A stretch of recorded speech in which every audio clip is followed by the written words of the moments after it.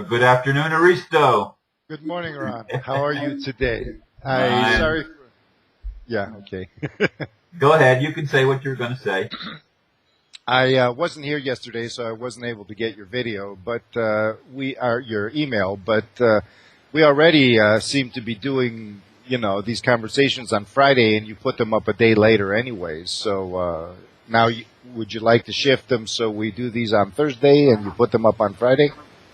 I guess it really is 6 of one and half dozen of the other. I just what we've been doing when we've done our conversations in the past with you and with Peter. Until Peter this week, I actually did it the next day. I put it up after we had the conversation. But what we've been doing is going through all that processing, sometimes which runs into difficulties, and it doesn't get up till late in the afternoon. And I'm liking the idea of having them up in the morning. It's good for the people in Europe, and it just seems to work better. And as I said, I don't know if you've got a chance to watch the video I did today, but sometime in the near future, I'd like to be able to take some days off, and by scheduling when the videos go up online, I will be able to maybe do 2 or 3 videos on the same day and just schedule them so that I can have some days where I don't have to worry about making a video. Of course, there's always all the correspondence that go along with it. But in any case, that's my plan at this point. So I'm trying something a little bit different in recording the videos beforehand and just scheduling them. Well, it definitely suits me to do the videos in your morning because by the time I get here at this time, that's the first thing I see. If you do them in the afternoon, I have to usually wait for the next day to see them. So, Right. And then the comments seem to be a day late and, it kind of loses its freshness or something. But it does make a difference in the presentation when it's right there, when it's the first thing that pops up, for example, even if you do it a day before. So are you planning to do your videos one day, all the videos of the week in a single day, and then just No, I don't have that plan at all. If there's something like say I want to go and spend a day at an amusement park or something like that, and I'm not going to be able to do a video and spend a lot of time on the computer that day, I would do 2 in one day and schedule one for the next day and one for the following day. Okay. That sounds, of course, because it gives me obviously more flexibility. Yeah, and it takes a lot of time to actually, not to do the video so much as to upload it and all that stuff, and then your computer gives you a hard time. But if you want to change anything with the schedule, just give me 3 days in advance or something, because I don't know if I'll be here every day, and just so we don't miss each other. Well, we can continue to do them on Friday and show them on Saturday if that's okay. I mean, we'll see how it plays out, and if there are changes, I will try to give you more advance notice than I did this time. I sent you the email on Wednesday evening at some point. I can't remember the exact time now, but anyway, let's get on with today's conversation and let you take it where you need to take it and continue this. You did meditation and stuff the last time, and I think you were going to go into something a little more in depth on that, or I can't remember exactly what you said is coming, but I'm looking forward to hearing what you have to share. Let's call today's conversation or talk obstacles to self-realization. Basically, usually I have a certain, what I want to say more or less. It's all there anyways. But what goes on during the week, especially some of your conversations with Peter Van Runt and some of your own topics and what goes on the site, that tempers the situation a lot. Because I am talking to the people, to the style of people, to the characteristics of, the types of people who are usually on your Facebook page or who are drawn to your videos anyways. And, for example, I would be saying this very different to people who are, completely non-scientifically minded or completely occult-minded. The people on the occult sites have a different attitude toward these things. There's a spiritual kind of spirituality in the people that listen to you, even the ones that are, just into the socio-political information. There's a tendency that resonates with this kind of information, but not quite, because there's a lot of distortion in my view. The New Age has, and before the New Age, even the traditions, the religions, there's so much distortion. And the thing is, we're creatures of habit. When we get used to the distortion, it's really hard to because we're afraid. It's better the devil you know than the devil you don't. We're conservative. We're afraid we might make things worse or run to dead end, just waste our time, or another so-and-so. So in the end, we avoid everything everybody says and can easily become radical relativists, among other things. We tend to jump to extremes. Jump on this bandwagon, let's all do this. Or we can't do anything because everybody is their own individual and we all do different things, so don't tell me what to do or who to be or what I am. I want to figure things out for myself. We have a hard time synthesizing things. We have a hard time bringing things together. We all have our different nuances and viewpoints in all this. But the one thing Peter, you and I agree upon consistently is that the both and idea, the idea that, it's not either or. And in this dynamic, whenever somebody has a viewpoint, it behooves us to examine it in terms of, well, is this really one side of an equation? Can I bring the other side of the equation into it to have the whole equation? Even if it seems that I disagree with it, maybe there's something from the other side of the equation that complements what I want to say here, complements my own viewpoint. So taking the reference with your conversation with Peter, which actually touched upon spiritual topics much more than most other conversations, Peter's obviously... Did you notice that there are fewer views of that one than there are my more political titles? Well, the thing is, people want immediate solutions for what's in front of them. They are not subtle, for the most part.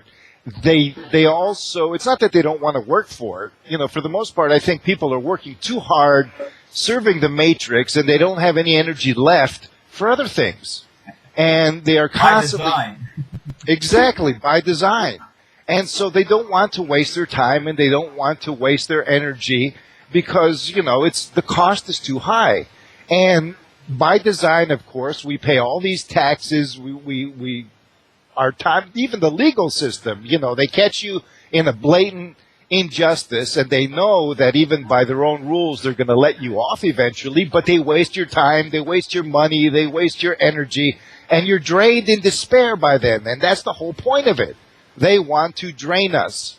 So if we just sit back and become natural and passive, in my opinion, under normal circumstances, if we were living, 5,000 years ago in a whole different situation, or if we were living even in the society that's flawed, but not psychopathically, not designed conspirationally as it is now, then we could go through a more relaxed step back, enjoy, smell the roses, blah, blah, blah.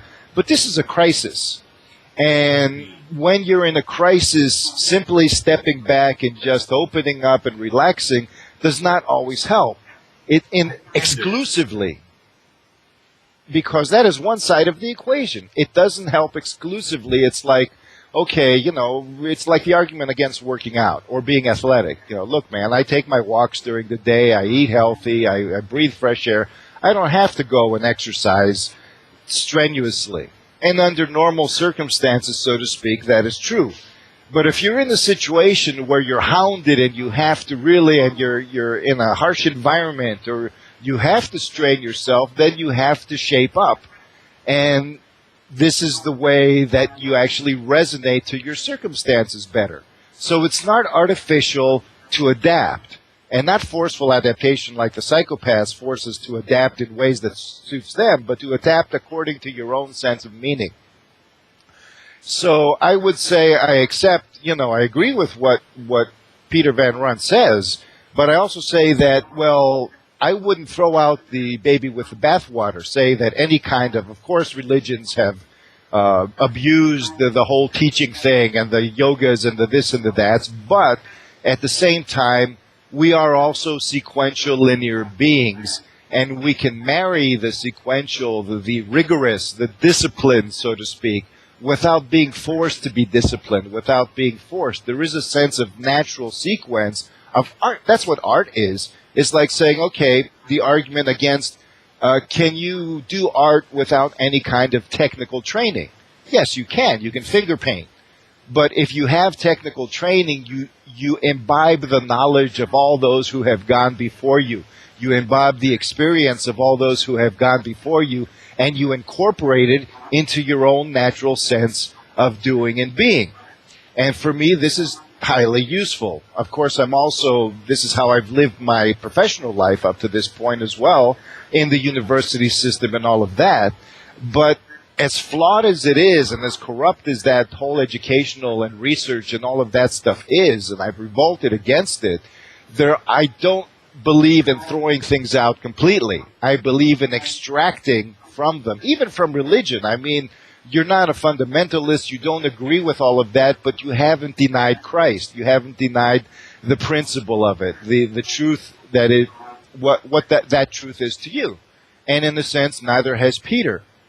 So we're actually applying things spontaneously and subconsciously often, but also consciously we're applying our sense of truth, which is our sense of meaning.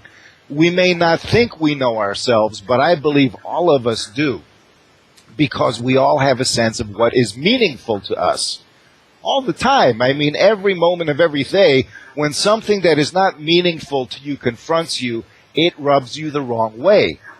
And it behooves us to pay attention to the excuses we make and everything. And it's not like, oh, I'm a coward or I'm a this or I'm a that because I'm not moving against this. If we are aware exactly of what we're doing, we can also find out where we need to reinforce ourselves, where we need to nurture ourselves, where we need to heal ourselves in a conscious and rigorous manner. So being natural is a combination of this relaxed, I think it's a stereotype. Some people say, well, nature is only natural, so we have to just take our clothes off and be nomads or whatever. Well, then we should go and tell the ants not to build termite hills, or the termites not to build. We should go tell the bees not to build beehives, because beehives don't exist in nature spontaneously. The bees build them. Beavers build dams. Every animal in nature does something. We should go tell well, they're all a part of nature. But why aren't we? That's the thing. The spiritual attitude of the day, and I notice a lot of people who promote it, humans are put apart. And whenever they're clumped into nature, they're denied their inherent humanity in doing so. It's like, why are we compromising in this manner? Well, of course, it is by design, and it is also by convenience. I want to, begin this talk with this kind of, with this introduction, because it inherently relates to the obstacles to self-realization.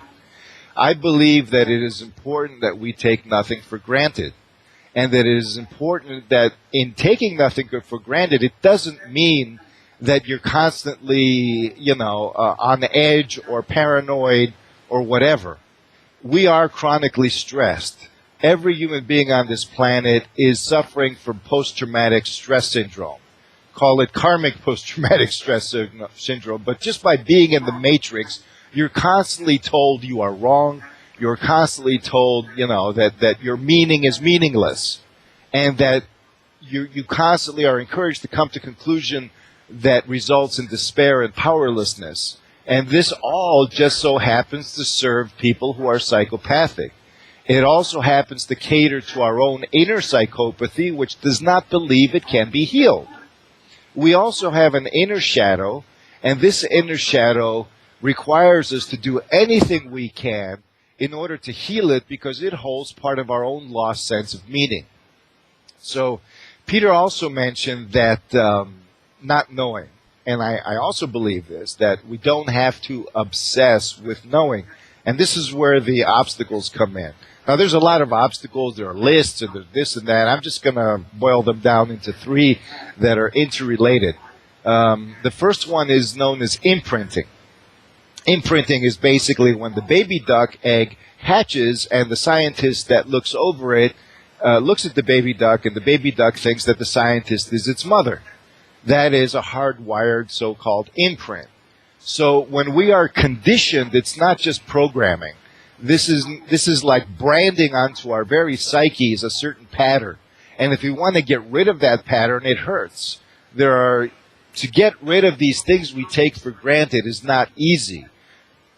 If somebody just scribbles some ink on your hand, then you can wash it off, and that's relatively easy. But if they take a hot poker or a tattoo and they brand your skin and it burns or it's tattooed into your flesh, it's not so easy. You have to engage in a specific procedure that is very, very difficult, in order to do that. So we need to consider these things in terms of our own creative potential. We're not just doing, well, so what are you going to tell me? No.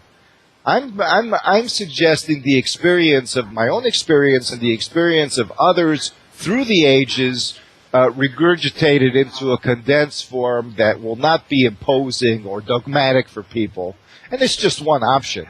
And this can essentially be combined with your own natural sense, your own creativity, your own modification potential, so long as you can get some result from the experience in order for it to be real for you. Imprinting will not want you to do that. If we are imprinted with mistrust, then even when we trust somebody, the mistrust will get us and blindside us and attract us to people who cannot be trusted. We will be attracted and misread all the signs to people who cannot be trusted because that shadow of mistrust is embedded within us.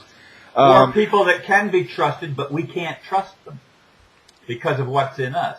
Exactly. I've noticed this, is that people who are wounded will turn away from honest, sincere people and turn toward people who are dishonest because they're familiar, exactly. And even the very shadow draws them there because there's a kind of death wish. There's a kind of, it's out of, just like the fact that we create our own reality is out of our own control. And it seems like something else, our shadow is creating our own reality. So in a sense, we still are creating our reality, and our shadow is controlled by psychopathic design. It's promoted, it's cultivated like some crazy farmer growing bad weeds to kill the crops. And we can become creative to move against all of this. Imprinting is a complex subject, but it's also very simple. When you reach this meditation and the energy thing and all of that I've talked about, and which I will post next time for sure in a kind of written form, when you reach that and you approach the nexus state, the state of the ground of being, and you can really sense that, then you can step to a position where you're encompassing the imprinting, when you're encompassing the shadow, and where you're actually able to engage in one of your own natural activities, psychic, psycho-spiritual, however you want to call it, known as digestion, with a capital D. You're basically digesting the shadow. You're basically taking the shadow, and it's a healing because you're absorbing what's nourishing and you're rejecting what's not nourishing. There are patterns that are not nourishing. It's not essence that you're basically rejecting in this case, because as long as you accept feeling, as long as you accept your organic sense of being, because your sense of meaning essentially is always connected with well-being. This is what some people call bliss or ecstasy or whatever. Well, it's a gradation. It's a spectrum that essentially begins at well-being. So the whole thing of meditation is not to seek some kind of escapist peace or bliss. It's essentially to ground into your well-being. And yes, part of it is realizing the heavenly state, realizing that kind of thing, stepping. But once you do, it's halfway. You need to bring the heavenly state into embodiment. So for this dynamic, there are ways to express the whole embodiment process, the whole beingness of your body, that have a certain systematic dynamic that is not militaristic. It is very, very, you look at the religions and the spiritualities, and they do go overboard. And their purpose was basically to establish, what is this, how far can I go? And this got mixed up with religions and authoritarianisms. We know all that. But we can extract something, and my extraction may be different than another's extraction.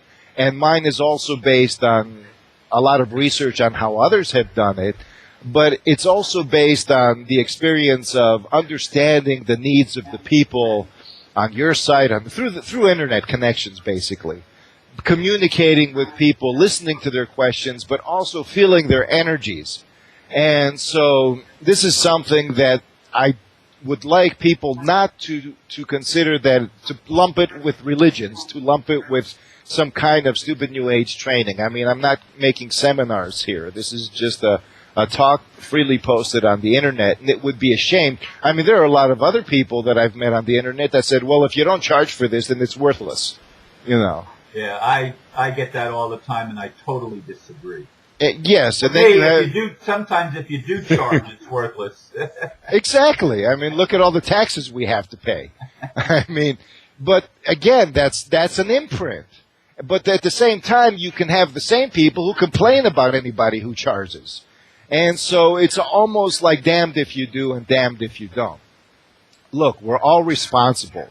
Our responsibility is to connect with our sense of meaning.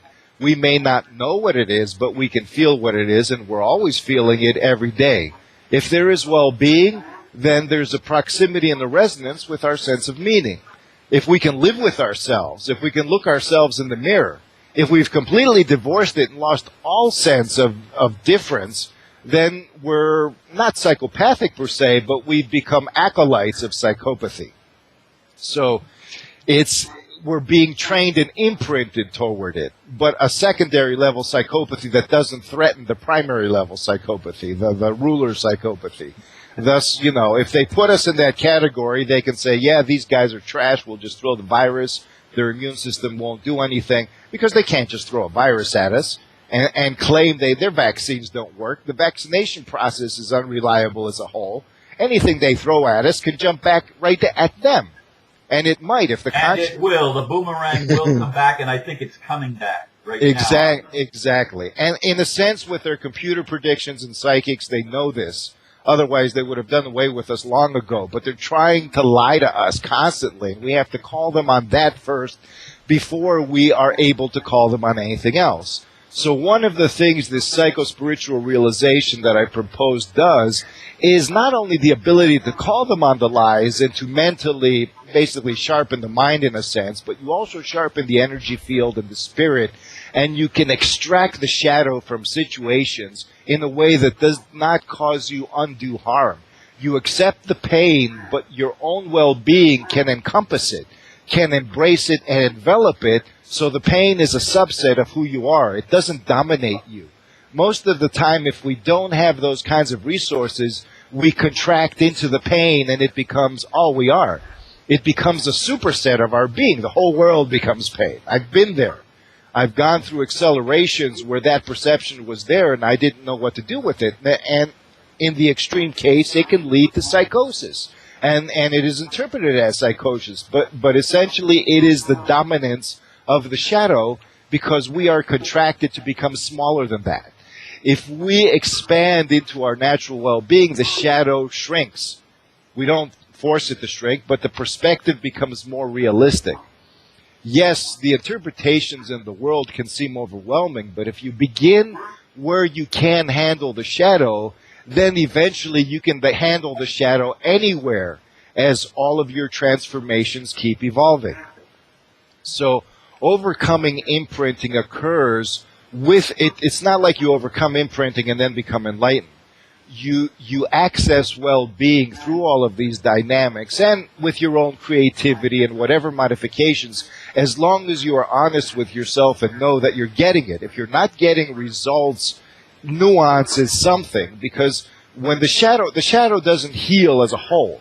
Usually we scrape a bit off the top and heal it, just a little bit at a time, and we can feel the shadow, we can feel our general well-being, and we can feel a subtle sense of relief that occurs when we're scraping a little bit off the top and integrating. Thus, our spiritual intelligence goes up, our emotional intelligence goes up, and our cognitive intelligence. All of these need to fuse. It's not just good enough to be mentally discerning or just emotionally discerning. It's easier to specialize like that, but we can expand ourselves, and when we do, we also deepen ourselves. This is going to be challenging because there's inertia. We've been brainwashed to avoid this, not just in the last 200 years as with the socio-political stuff, but for thousands upon thousands of years. This mean that this is a sin and it's bad, it all goes down to that. Do not liberate yourself from the conditions of the matrix. So, controlled by taboos. Exactly. And then you have obsession. Obsession is basically a defense mechanism against pain because, we don't want to expand, we want to contract, we want to specialize, and we stick to one thing in the hope that that's going to save us. Be it washing our hands repetitively, be it obsessing over a political system, a religion, avoiding religion, obsessing over the bad guys, obsessing over the good guys. All of these things basically are there and can be recognized as a defense mechanism, and if we connect with our natural well-being, we can understand that we don't have to engage in it. Slowly, as you connect to your natural well-being, and I'll get more into that in the next conversation, as you connect to that, as you connect to the ocean beyond the waves, and participate in the waves at the same time, notice it's not either or, but both and, as you participate, then you begin to notice how patterns dissolve. And it's not a birth-death thing. You notice that it's deleting the computer program. You delete the computer program, it doesn't destroy the computer, to put in that analogy. You're basically able to make choices. You say no and yes. But when you say no, you understand the full implications. And then I go to the third thing, which is basically ignorance. Ignorance in the yogic tradition is considered the prime cause of all suffering. And this may contradict Peter Van Ryn's, we have to get into not knowing, but it doesn't, because ignorance essentially encompasses imprinting and obsession, and essentially it means awareness dysfunction. We are dysfunctional. We do not operate, we are unhealthy. We don't have to put things in terms of good, bad, good, evil, whatever, damnation, salvation. It's healthy, unhealthy, wholeness, and fragmentation. It is a matter of healing. But healing is not just lying back in a hospital or a bed and having somebody lay their hands on you. It is a passionate, dynamic, engaging, and creative process. It is a creative dynamic. And as you notice, I'm redefining things, but they make sense if we orient them in terms of our inner sense of meaning.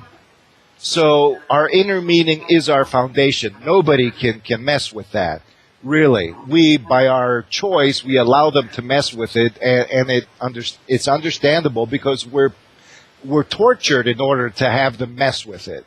We're coerced. We're approached as children and manipulated and so branded. But even if we have scars, we can step up and notice that our sense of meaning can be nurtured and cultivated. Everyone is right as far as their sense of meaning is concerned. Righteousness comes into the picture when you mess with another person's sense of meaning. A psychopath, if you are discerning, does not have a sense of meaning. They are lying, and we can feel that. They can't argue themselves out of it. It's not just their actions, but if you really confront a psychopath, first of all, somebody that lies through their teeth to the point that they forget the truth themselves, they have no inner sense of meaning. Their investment, if you look at the transhumanist thing, they hate humanity. If you hate humanity, you hate yourself. If you hate the planet, you hate yourself. Where is the sense of meaning? If meaning does not contradict existence itself, that is known as meaningless. And that is nihilism. Nihilism is basically negating everything, even meaninglessness. It's a theoretical impossibility in my opinion. And the psychopaths use it as an argument because they say, no, we're not meaningless. Nihilism is meaningful because it negates meaninglessness. We're into all these crazy. But when you feel it from your heart, you say, this is bullshit. Come on, who are you trying to fool here? You're not even a nihilist. You're basically a meaning, I don't even know what the word would be. But they worship meaninglessness. They worship that unless you're in a point of it's not enough to just cease to exist. It's to be in hell. They worship hell. What is hell but the ultimate meaningless state? Hell is the ultimate state that has no purpose, no sense. It should not continue, but if it stopped, then it would be meaningful. So it's a perpetuated state of meaninglessness. And this is the primary probability of creation, that we were meant to say, okay, this is what I don't want. Of all the other things, I can have everything else. This is the so-called fruit of knowledge. Because it tells you that if you really want to know, then you know everything that you do want, but you also have to know the nature of everything that you don't want. And why? Because it complements whatever you do want, and thus you can move in a mature fashion to freedom. If we completely embody the meaning of what we don't want, the meaning of meaninglessness, for example, without it possessing us, of course, we embody it in a meaningful manner, then we don't need rules. We don't need, the laws would be natural because they would be freely chosen. Because everything would occur as a choice of saying, okay, all of these choices really promote existence and they're cool and they resonate with well-being. And since we're all connected, they resonate with well-being for everybody. I don't have to deny myself. I don't have to feel guilty. Most of our taboos, 99% of them are bullshit. Maybe 1% is not. But that 1% of taboo that most of us do not engage in, those are the things that the psychopaths worship. Cannibalism, necrophilia, the child molestation, the organ harvesting, blah, blah, blah. All of these things. And so they try to confuse us by making us feel guilty for our own natural impulses that are distorted and repressed, and making all of these rules. You have to pay for this, fines and taxes and this and that and the other. But this has to do with our own disconnection from our sense of meaning. So ignorance involves all of that. It doesn't mean that we have to know everything. In fact, not knowing is completely... we don't even have to know anything in the sense of what are we going to do. Because the thing is that not knowing is confronting potential. It's confronting infinite potential that hasn't realized itself. It's a blank, a big void. But in that void is everything that can and will happen as long as you choose it. And it is happening. Exactly. It is happening, but it's not realized for you yet because you're still in a linear dynamic. The whole temporal thing is about choices. It's about memory, it's about current experience, and it's about what the spectrum of the choices and the probabilities that you can make. So there is a place for differentiation to say, I want this, but I don't want that. Divinity in its unitary state doesn't have that because it's not involved in what it does not want. It is exclusively, and that's infinite, what we do want is infinite and eternal, but the essence of itself without implications and differentiation, it's a safe little egg. It's really a child state. What we call God... We're 4 at minutes. 33 minutes. No, we're at 33 minutes. Okay. Just so you know. So I'm going to close. But the point is that these are the certain obstacles, and when our words need to be examined in an intuitive manner. If we don't feel right with something, if we don't feel right with something somebody says or somebody does, then we need to explore it with our own touchstone. Our sense of meaning is the philosopher's stone. It is where transformation begins, and it is what dictates, because this is the throne, or you might say the very core of our higher self. It's the core of our inner self. Well-being is the proof that our higher self is active and is in touch with us. Our higher self may still be there, but may not be in touch with us. So I wanted to just basically explain a few things of why I'm promoting these things in this manner, and what it really, that it is useful. And it's not just about, well, tell me how to make a paycheck, tell me how to, kill the psychopaths or do this or that. That is up to us. I'm just saying, well, here's a foundation, because if you don't stand on a foundation, on any foundation, then you're going to sink. You can't build anything on a house of sand. So that is basically what I wanted to say today. Next week, we will go into more properly the positive aspects of enlightenment as a continuation.